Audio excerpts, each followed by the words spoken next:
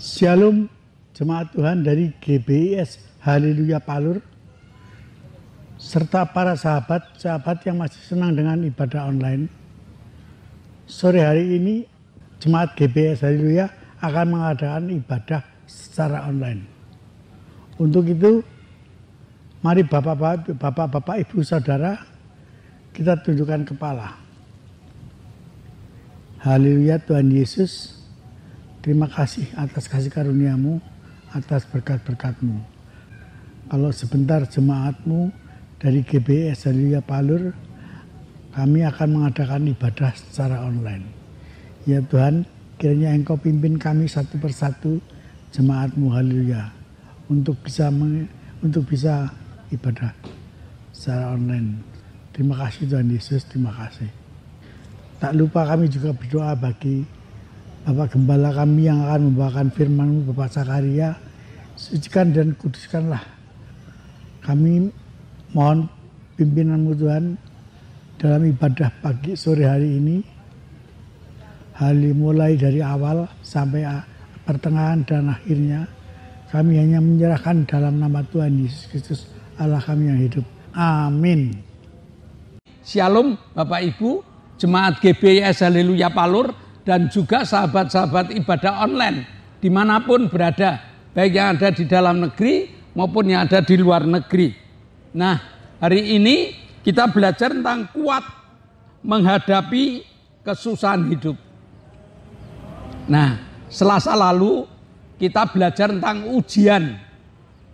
Nah, ujian dapat lulus atau ujian dapat kita kalahkan jika kita punya firman Allah, jika kita punya kasih yang tumbuh, dan kita punya pengharapan hanya kepada Yesus saja.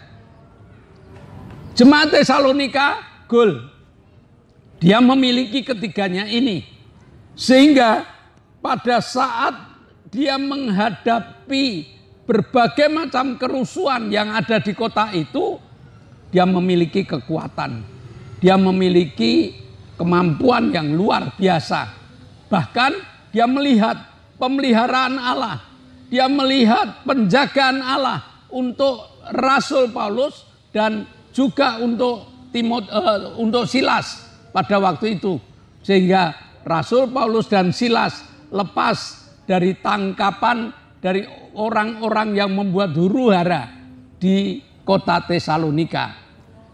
Berawal dari itulah jemaat Tesalonika memiliki kekuatan.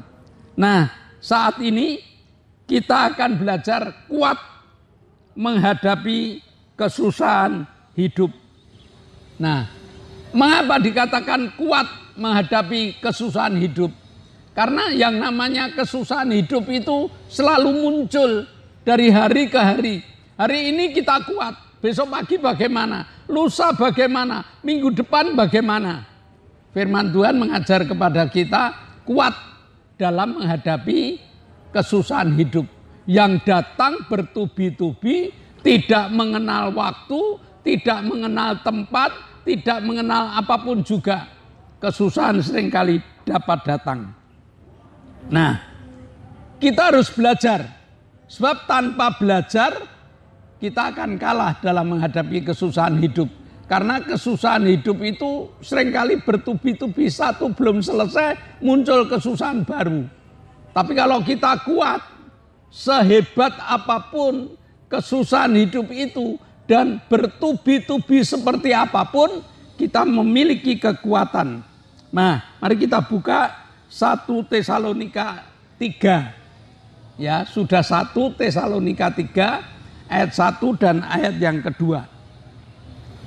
Demikian bunyinya, kami tidak dapat tahan lagi, karena itu kami mengambil keputusan untuk tinggal seorang diri di Athena.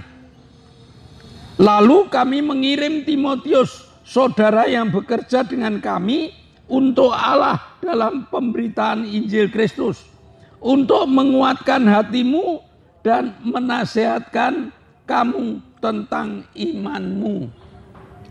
Rasul Paulus dari Berea tetap dapat tekanan. Akhirnya Rasul Paulus pindah ke Athena. Silas pindah ke kota lain. Jadi di sini dikatakan aku seorang diri di Athena. Tetapi aku mengutus Timotius, seorang hamba Allah yang akan mengabarkan firman Allah, yang akan menjadi penerus untuk menemani jemaat yang ada di Tesalonika. Nah, jadi tekanan hidup sebagai pemberita Injil selalu ada dalam diri Paulus, dalam diri Timotius, dalam diri siapapun juga, bahkan dalam diri kita. Kalau kita kepengen mengabarkan Injil, kita kepengen menjadi saksi, tekanan hidup itu ada. Nah, lalu bagaimana cara menghadapinya? Yang pertama, iman pada Tuhan Yesus jangan sampai goyah. Kita punya iman, kita dapat mengatakan Yesus segalanya. Kita dapat mengatakan Yesus juru selamatku. Yesus adalah pokok hidupku. Dan sebagainya. Iman ini jangan sampai goyah. Nah, ditulis di dalam 1 Tesalonika 3 ayat 3 sampai dengan ayat 5. Supaya jangan ada orang yang goyang imannya karena kesusahan-kesusahan ini.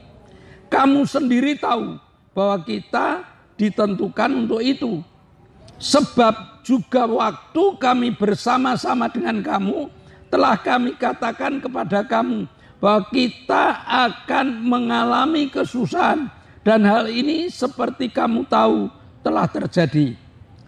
Itulah sebabnya maka aku karena tidak dapat tahan lagi telah mengirim dia supaya aku tahu tentang imanmu.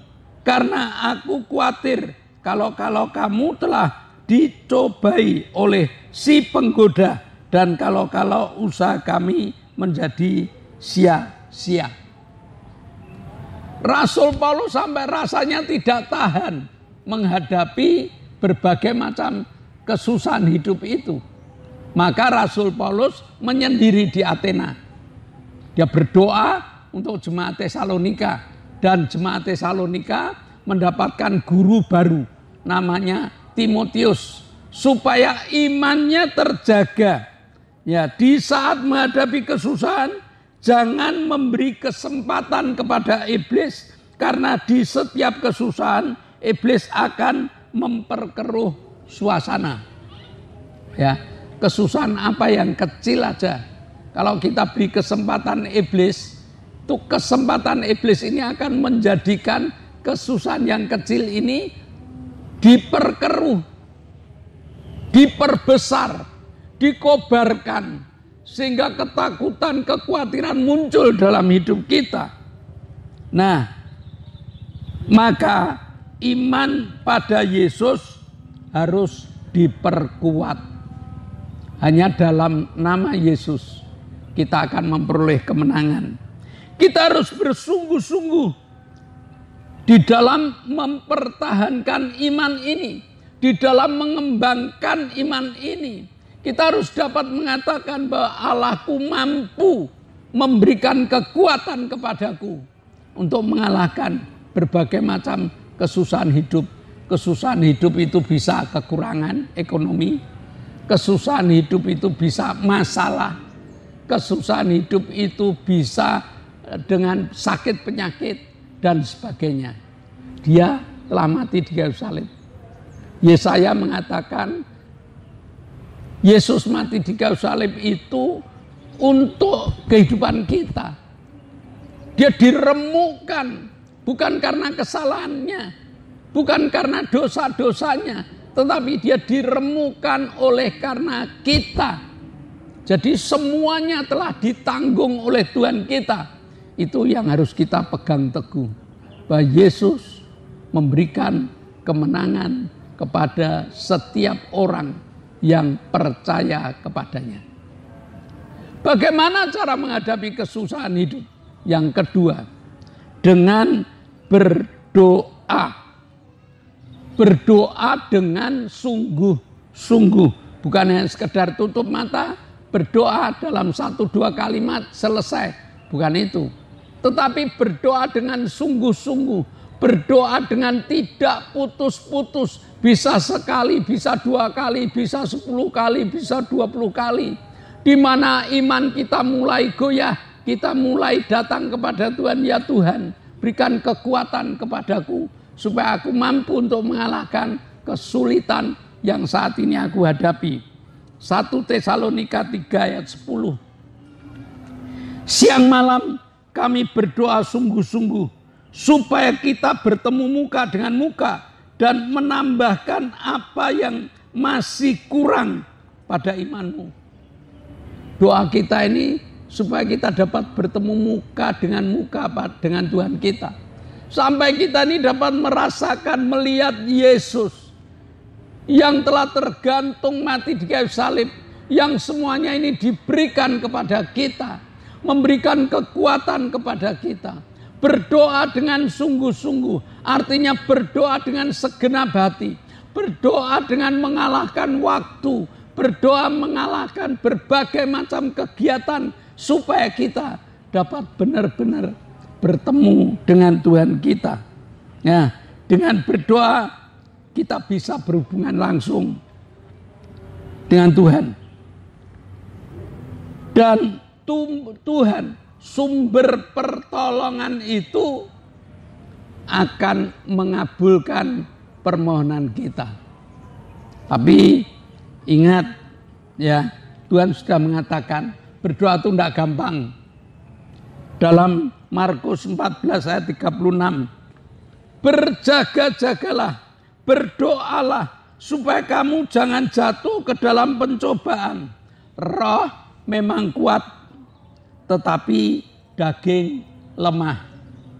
Pelajaran ini kita dapatkan dari waktu Yesus berada di Getsemani. Dia mengajak ketiga orang muridnya untuk pergi lebih dekat dengan Tuhan. Yang 8 ditinggal, yang 3 lebih dekat. Tolong Petrus, tolong Yohanes, tolong Yakobus, bantu aku berdoa ya. Mereka, oke Tuhan, saya akan siap untuk membantu doa. Begitu Tuhan pergi sepelempar jauhnya, jadi kira-kira ya 5 meter dari mereka. Tuhan berdoa, ya Bapa, aku tidak mampu loh Bapa untuk menelan, untuk meminum cawan ini. Aku takut dan sebagainya. Lalu dia balik kepada muridnya. Apa yang didapat? Muridnya tidur. Lalu dibangunkan. Petrus, ayo bantu aku doa. Yohanes, ayo bantu aku doa. Lalu dia pergi lagi berdoa. Apa yang terjadi? Waktu dia balik, muridnya tidur. Lalu Tuhan menguatkan hatinya untuk doa yang ketiga kali. Dia tidak bangunkan muridnya, karena murid ini sudah diberitahu, rohmu kuat, tetapi tubuhmu itu lemah. Jadi kadang-kadang waktu kita mau berdoa itu rohnya menggebu-gebu, pengennya berdoa, tapi tubuh dibuat lemah. Ada acara,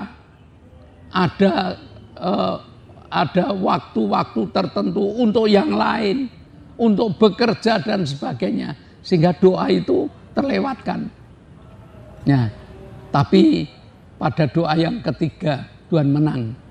Bapak, aku siap, ya, aku siap untuk meminum cawan yang ada di depanku ini, supaya orang-orang yang percaya kepadaku, aku tanggung dosanya, aku selamatkan dia. Luar biasa. Jadi doa penting. Karena penting, berapa kali kita berdoa. Seringkali saya selaku hamba Tuhan tes pada jemaat. 5 kali Pak, ya, bangun tidur lalu makan pagi, makan siang, makan sore, makan malam. Tidak cukup Bapak Ibu. Tuhan sudah pernah mengatakan berapa kali kita harus berdoa. Tak jemu-jemu. Ya, tidak ada batasan doa. Apalagi kalau Bapak Ibu menghadapi kesulitan hidup. Salah satu cara untuk kita memiliki kemenangan, menghadapi tantangan hidup itu ya dengan berdoa. Nah, jadi mari yang pertama tadi iman kita jaga. Yang kedua doa kita perkuat. Dan yang ketiga penuhi hati dengan kasih kepada sesama dan juga dan jaga hidup dalam kekudusan. Kasih harus kita kembangkan, hidup dalam kekudusan harus kita lakukan. 1 Tesalonika 3 ayat 12 dan ayat 13. Dan kiranya Tuhan menjadikan kamu bertambah-tambah dan berkelimpahan dalam kasih seorang terhadap yang lain dan terhadap semua orang, sama seperti kami juga mengasihi kamu. Kiranya Dia menguatkan hatimu supaya tak bercacat dan kudus di hadapan Allah Bapa kita pada waktu kedatangan Yesus Tuhan kita dengan semua orang kudusnya. Jadi syarat yang ketiga, kalau kita ingin bertahan ya dalam menghadapi kesulitan hidup adalah kasih terhadap sesama. Contohnya bagaimana Bapak Ibu? Orang yang menghadapi permasalahan hidup itu ditanya orang lain, emosinya yang muncul. Ya, sudah kecurigaannya muncul. Padahal kasih terhadap sesama ini merupakan sarana, merupakan alat. Mampu tidak tahu kita ini mengembangkan kasih di tengah-tengah kesulitan hidup. Ya, saat kita menghadapi ekonomi yang sulit, anak minta uang saku, bukan dikasih uang saku, mungkin digampar dengan sendal. Ayat ini mengatakan kalau kamu masih model seperti itu, ya kesulitan hidup makin berkobar. Tetapi kalau kamu bisa mengembangkan kasihmu, ya kamu mampu bertahan. Bertahan itu sudah luar biasa. Jangan sampai kalah. Lalu yang kedua, kekudusan hidupmu kamu jaga. Ya, sebagai orang Kristen, tuntutan Tuhan supaya kita hidup kudus. Hidup kudus itu hidup dekat dengan firman Allah. Hidup kudus itu hidup dekat dengan iman terhadap Yesus Kristus. Hidup kudus itu adalah hidup menjaga hati. Supaya hati kita ini tidak kita isi dengan kejahatan-kejahatan lain. Hati kita harus tetap hati yang mengarah kepada Allah. Ya, Yesus mengatakan ampunilah mereka karena mereka tidak ngerti Bapak. Nah, mampukah hati kita dijaga seperti itu? Hari ini Tuhan katakan kamu akan menang. Kamu akan kuat di dalam menghadapi kesulitan hidup. Jika satu, iman kepada Tuhan jangan sampai goyah. Yang kedua, sungguh-sungguh dalam berdoa. Yang ketiga, penuhi hati dengan kasih dan jaga hidup dalam kekudusan. Amin. Mari kita berdoa. Bapa, kami mengucap syukur. Kau selalu memberikan contoh jemaat yang ada di Tesalonika yang dapat bertahan di dalam kesulitan hidup. Karena mereka mampu untuk menjaga hatinya. Karena mereka mampu untuk menjaga hidup kekudusannya. Karena iman mereka tidak goyah. Ajar Tuhan. supaya kami memiliki 3 hal ini. Agar kesulitan-kesulitan hidup yang terus-menerus mendera kehidupan kita dapat kami mampu bertahan, bahkan kami mampu menikmati kemenangan dari Engkau. Terima kasih Bapa, meteraikan firman-Mu dalam hati, jiwa, dan roh kami. Dan dalam nama Yesus kami telah berdoa dan mengucap syukur. Yang percaya katakan amin. Nah, shalom Bapak Ibu, sebelum kita berpisah, ada pengumuman terlebih dahulu. Yang pertama, GBS Haleluya Palur sudah mengadakan ibadah onsite, ibadah tatap muka dengan jadwal Minggu jam 7 pagi untuk anak sekolah minggu, Minggu jam 9 untuk ibadah umum atau ibadah raya. Tiap hari Selasa ada ibadah pendalaman Alkitab. Kami mengundang jemaat, kami mengundang Bapak Ibu yang kepengen memperdalam firman Tuhan dalam hidupnya. Yuk belajar bareng-bareng ayat demi ayat. Kita sudah sampai di 1 Tesalonika 3. Ya, nanti sesudah Tesalonika kita belajar kedua Tesalonika dan seterusnya. Supaya kita ngerti kenapa Tuhan munculkan ayat ini. Ya, untuk apa ayat ini? Bukan hanya sekedar kita baca, kita pelajari ayat demi ayat. Selasa jam 6 sore. Sedangkan Jumat ada 2 kegiatan. Kegiatan Permata yang biasa menyebut dirinya joyful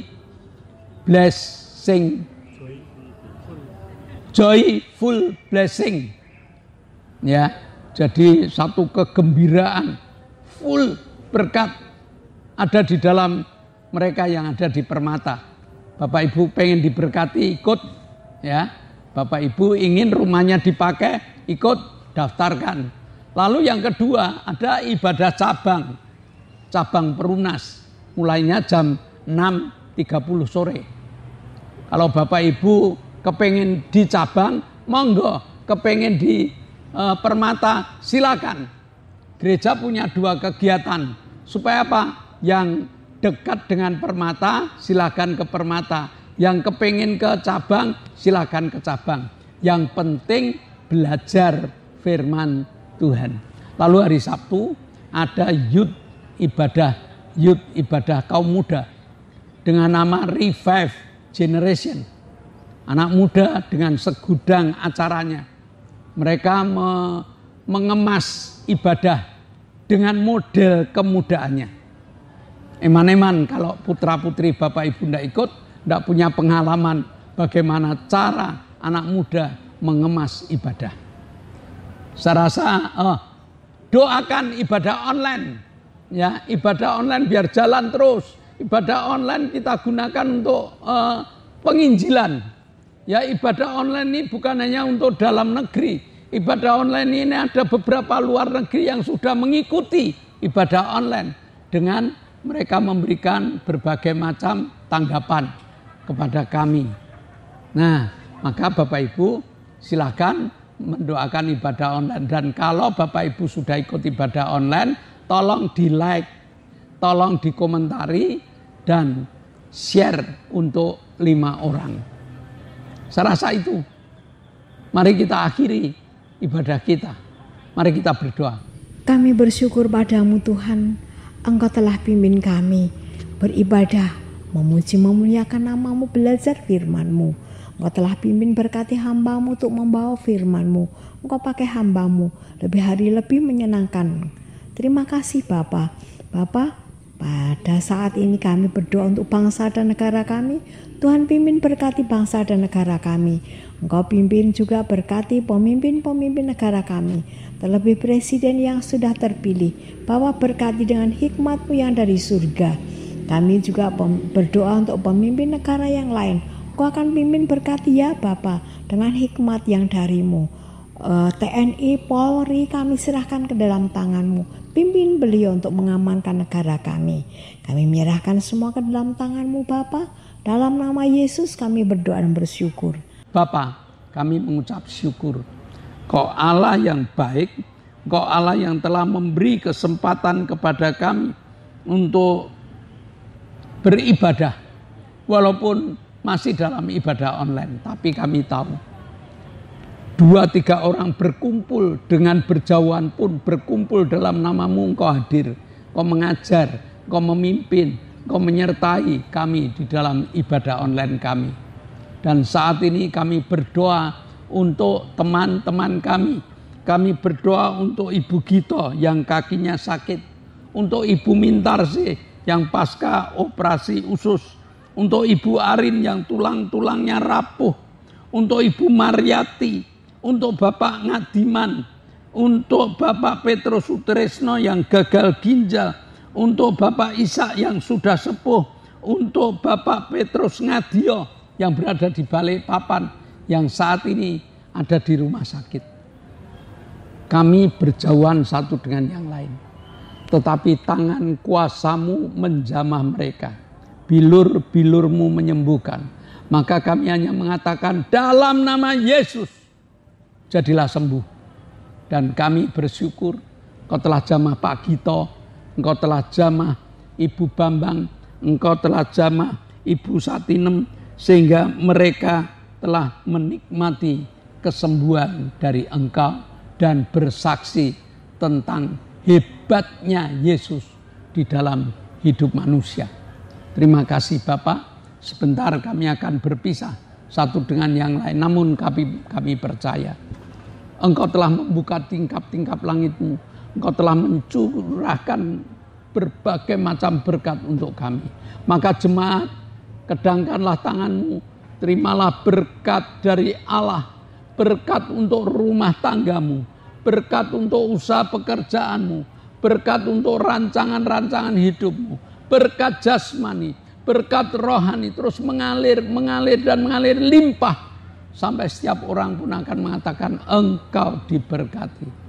Dan jika kita berpisah satu dengan yang lain, bawalah berkat dari Allah Bapa, cinta kemurahan dari Tuhan Yesus Kristus, serta persekutuan Roh Kudus menyertai kita mulai hari ini sampai Maranatha, Tuhan Yesus datang yang kedua kali. Yang percaya katakan amin. Shalom, Tuhan memberkati.